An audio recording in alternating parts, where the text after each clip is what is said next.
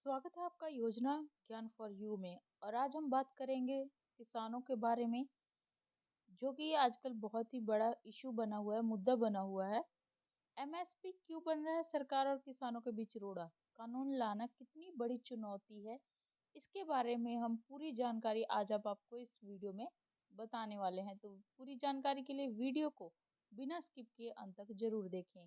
अगर आप हमारे इस चैनल पर पहली बार हैं तो चैनल को सब्सक्राइब करें, बेल आइकन की घंटी जरूर दबाएं ताकि आपको आने वाली ऐसी वीडियोस की जानकारी तुरंत मिल सके।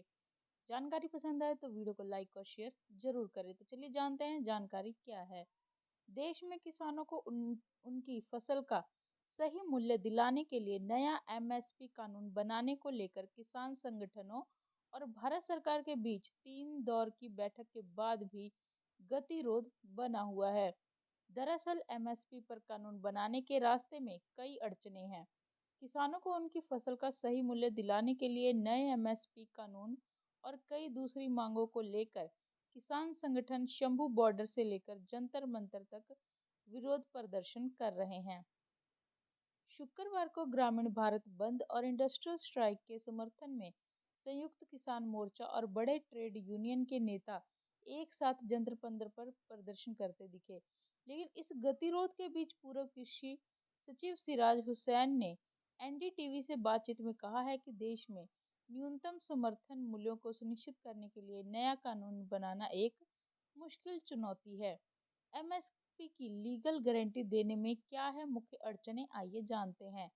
एमएसपी व्यवस्था के तहत अधिकांश फसलों की बिक्री एपीएमसी में नहीं होती है।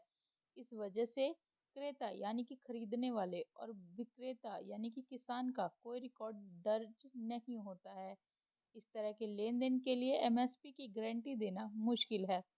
कई छोटे और सीमांत किसान अपनी उपज ग्रामीण व्यापारियों को बेचते हैं, जिनका एपीएमसी में कोई रिकॉर्ड दर्ज नहीं होता है। हार्वेस्ट सीजन में हाई डिमांड के दौरान खेती उत्पादकों की कीमतें सबसे कम होती है। इससे निजी व्यापार को लाभ होता है, इसलिए वह एमएसपी की किसी भी कानूनी गारंटी का विरोध कर सकते हैं। 2018 में महाराष्ट्र में इस व्यवस्था को बदलने की कोशिश सफल नहीं रही।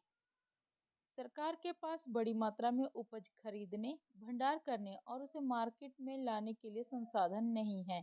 अगर उसे एमएसपी रेट पर भुगतान के इच्छुक खरीदारों की अनुपस्थिति के कारण इसे खरीदना पड़ा, तो सरकारी एजेंसियों द्वारा की गई खरीदारी बहुत महंगी होती है, क्योंकि उन्हें रेगुलेटरी ऑर्डर का पालन करना होता है, जबकि निजी व्यापारी अक्सर कायदे कानूनों की अनदेखी कर सकते हैं। उधर शुक्रवार को किसान संगठनों के दिल्ली चलो मार्च के बाद पहली बार trade union CITU, AITUC, BMC, BMS और संयुक्त किसान मोर्चा के नेता ग्रामीण भारत बंद और इंडस्ट्रियल स्ट्राइक के समर्थन में जंतर मंतर पर एक मंच पर जमा हुए। एमएसपी पर नए कानून और दूसरी मांगों को लेकर ग्रामीण भारत बंद और इंडस्ट्रियल स्ट्राइक के समर्थन में जंतर मंतर पर संयुक्त किसान मोर्चा और कई ट्रेड यूनियन के नेता और कार्यकर्ता विरोध प्रदर्शन किया है।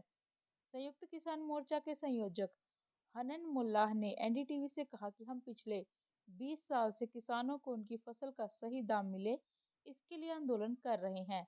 स्वामीनाथन आयोग ने सिफारिश की थी कि एमएसपी रेट C2 प्लस 50% होना चाहिए। एमएसपी कानून बहुत जरूरी है। C2 के जनरल सेक्रेटरी तपन सेन ने एनडीटीवी से कहा कि किसानों को उनकी फसल का सही मूल्य मिले, इसके लिए एमएसपी पर नए कानून बनाने की किसान संगठनों की मांग का हम समर्थन करते हैं।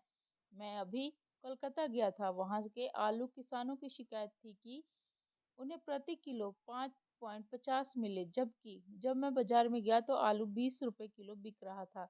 एमएसपी पर कानून की मांग जरूरी है, इस मुद्दे पर बीच का कोई रास्ता नहीं है। आशा है कि ये जानकारी आपके लिए फायदेमंद होगी और ऐसी जानकारियों के लिए चैनल को सब्सक्राइब करें, लाइक और शेयर करें। अगर आपके मन में कोई सवाल या सुझाव है तो कमेंट बॉक्स में जरूर लिखें। धन्यवाद।